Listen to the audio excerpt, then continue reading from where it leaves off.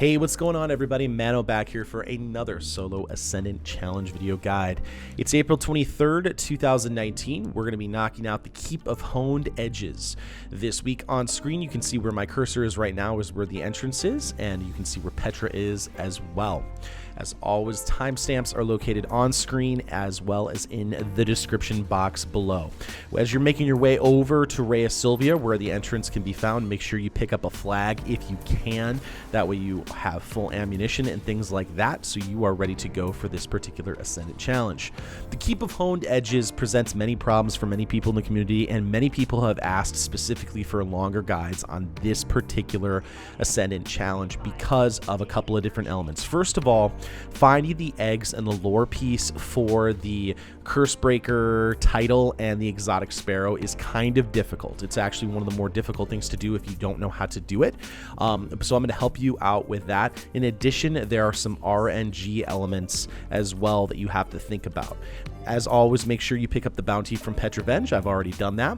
Back over there where I'm shooting my gun, back behind at the very end of the cathedral is the entrance location. You can see on screen on the left side, it says Ascendance. Ascendance is popped. That means that I've used a tincture of Queen's Foil, which is a consumable which you can find from treasure chests in the Dreaming City. You can also get them from missions and things like that, or you can purchase them actually very close to the area where we're going to end up and enter the Ascendant challenge. We'll show you a little bit about where that is as we make our way over to that area. Again, you don't need to take a Sparrow through this area. You do not need to kill all the enemies.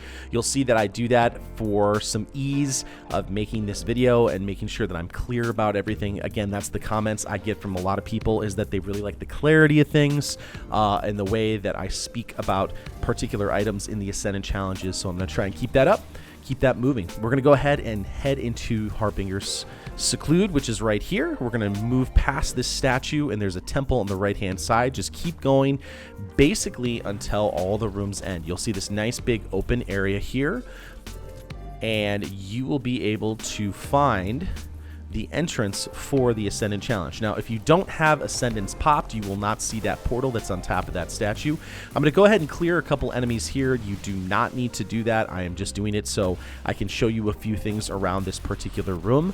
So again, if you just want to blast up into the challenge portal, you can do that as well. But I'm knocking out some of these enemies so I can show you a few things around here. All right, so we're going to go ahead. There's still an enemy somewhere. Okay, there he is. Yep, let's knock him out real quick and move on. All right, so you can see back over there is an elevator. If you look down below, you will see that upper area here. If you look down there, there is an elevator that will take you down to where you can purchase a tincture of Queen's Foil. Meanwhile, let's show you where the challenge entrance is. We still have a couple of eyes over here. I don't know why, but let's knock them out really quickly. If you look up above, there are two ways to get up to that. You can either take the blights and head up there, which is what I do, or some people like to take the easy way. You can see if you have popped a tincture of Queen's Foil. Again, that's in your consumables. There it is on screen. If you've popped that, you'll be able to see secrets as well as the Ascendant's challenge portal, and you'll see that these little secret ramps go up here and make this cool little spiral staircase. But you do not need to use them if you do not want to. Some people like to take this way. Some people just like to jump up really quickly using the blights that are closer to the statue. It's doable on both. I'm going to actually show you how to do that. I'm on my Warlock. I'm going to show you how to do that. Again, there's the secret portal here. I've had many people actually say, Mano, don't use the blights. Warlocks can't do it. Well, Warlocks can do it. If you're wanting to jump using the blights, you can go ahead and hop onto this rock. You will notice that there's an egg right there that I still need to shoot with my Wishender bow. I don't have my Wishender on right now, but over around the corner, you're going to aim over there. There's going to be a blight that you're going to step on top of, and then you're going to hop right up into the portal. When I do it for real, I actually go significantly faster, but when I'm showing people how to do it, I go a little bit slower. It's a little bit faster for me. Your results might vary, so go up whichever way you want to go to. As soon as you enter the Keep of Honed Edges, you will see a bunch of broken out platforms. You're going to enter in a completely random size of this, I guess I shouldn't call it a side since it's a giant circle, but you're going to enter up into this giant area of broken rocks. You might see some rocks that are rotating, so just be wary as you head over to the center gazebo area. You'll see that there's a rock spinning over there. We're going to just hop over, skip that rock, Take your time. It does get pretty dark, so I know some people have some issues, so just make sure you don't kill yourself before you even really start the challenge. Next up, you are going to clear a bunch of ads. There are 3 knights that are guarding a sword in the middle. To unlock the sword, you have to kill all the enemies that are located inside the gazebo. So there's some wizards, some acolytes, some thrall, things like that. As soon as they're all dead, what's going to happen is the sword will unlock. The knights cannot be damaged except with the sword. So I'm going to go ahead and pick up the sword real quick. There are some fun ways to do this with a hunter and using Orpheus rigs, but right now I'm on my warlock. I'm going to use a rift right here so I can just slam through a lot of the enemies. Once you pick up the sword, 1 knight will spawn and actually start to kill you, but then the other 2 knights will try and take you out. There's going to be a number of different ads that are going to be trying to kill you. If you want to, you can fly around the map and kill those different enemies. It's up to you, whatever you want to do. But as soon as you kill all 3 of the knights, you will be able to kill all the enemies at once. They all just disappear and despawn, and you're all done. With that, you're all done with the killing part of this Ascendant challenge. We still need to get the sword over to the exit to spawn the chest. But first of all, I want to show you where the eggs and the lore piece are. What you're going to do is find the permanent location of Toland. You can see that there's a small ball there just to the aiming at the portal, but there's actually a Toland location where he's by a small tree down by the edge.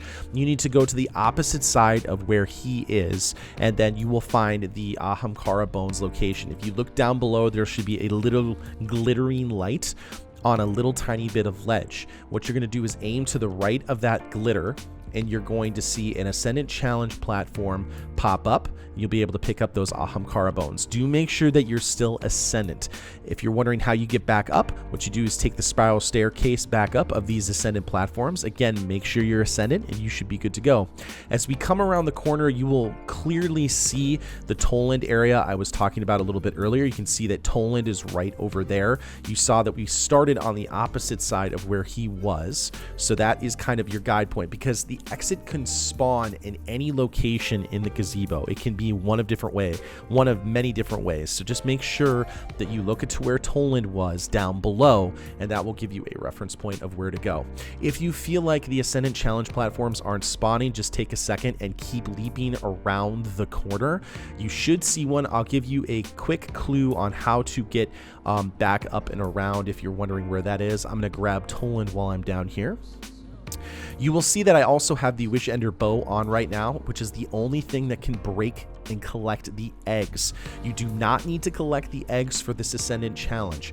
All you have to do is bring the sword to the exit portal and you should be good. But if you try and use any other bow or anything else like that, it won't work. You must use the Wish Ender bow to complete the challenge.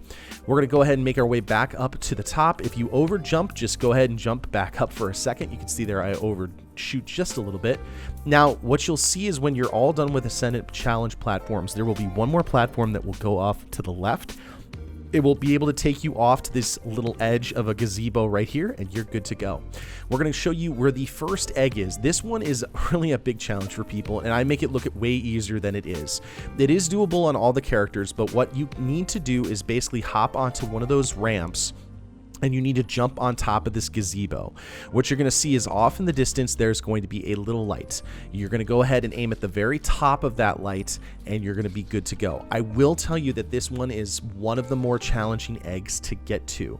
You can, if you want to, go to the very top of the gazebo and basically sword fly over, but the problem with that is that there's no place to land. It's very dangerous. I really do recommend using the bow to at least get these 2 eggs. You can see there I go to the very edge of that gazebo and aim up. One of the other reasons why I don't recommend taking the sword all the way across to that first Ascendant egg is that if you ever lose the sword in this Ascendant challenge, you have to do the entire Ascendant challenge all over again. If that works for you, that's fine, but I just think that it's smarter just to try and get it done in one fell swoop. Next up, you're going to look for the second egg location, which can be marked in 2 ways. One, you're going to look for a gazebo that looks like it's complete and not completely broken apart. You can see off in the distance, I'm shooting some enemies on that particular gazebo. I'm going to go ahead and grab the sword. The second clue to figure out if you're on the right track or not, you're going to look for a rock that has a hole in it. I call it Donut Rock, which is right here. You can see that there's a hole right in this area. The gazebo is either going to be to the right or the left, depending on where the exit location is. Hop over to that gazebo, and you're going to have your your takeoff area when you are sword flying. You're going to see that lightning lights up the rock off in the distance off to the left. It can be off to the right hand side, so just kind of look ahead. If you need to throw some grenades, that also works. You can see that there is a rock face and a rock ledge that can basically hop to. Then use the sword and keep jumping up. You're going to go ahead and come over to the left-hand side of the rock a couple of times. So it's going to look like there's some blind jumps, but as long as you have the sword, you can keep swiping and stay alive and get on some of those other edges.